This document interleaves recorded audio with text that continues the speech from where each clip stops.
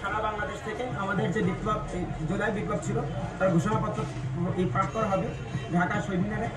So আমরা সারা বাংলাদেশ থেকে ওই কেন্দ্রের জন্য যাওয়ার জন্য দুপুর 3টায় হচ্ছে আমাদের প্রোগ্রাম। সারা বাংলাদেশ থেকে ওখানে যাওয়ার জন্য আমরা রওনা দিচ্ছি। আমরা এখান থেকে যখন যাচ্ছি আমাদের হচ্ছে প্রায় 9টার মতো বাস, শুধুমাত্র বৈষম্য বিরোধী ছাত্র আন্দোলন খুলনার পক্ষ থেকে। আরও নাগরিক কমিটির বাস আছে।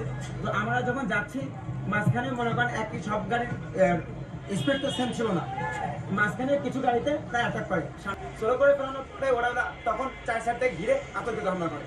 প্রথমে ইট পাটকেল মারে চলন্ত গাড়িতে, যখন হামলাটা করার পর যখন স্লো হয়ে যায় তখন 4 সাইড থেকে ঘিরে উল্টো পাল্টা মারধর করছে।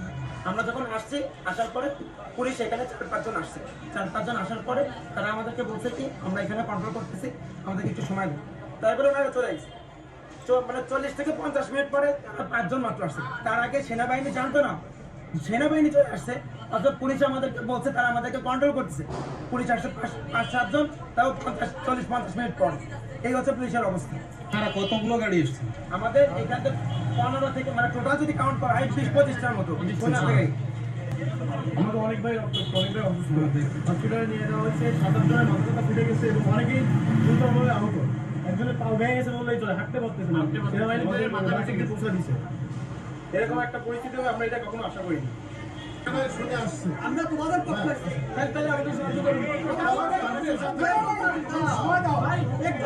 আমাদের 3টে কর্মসূচি হয়ে গেছে।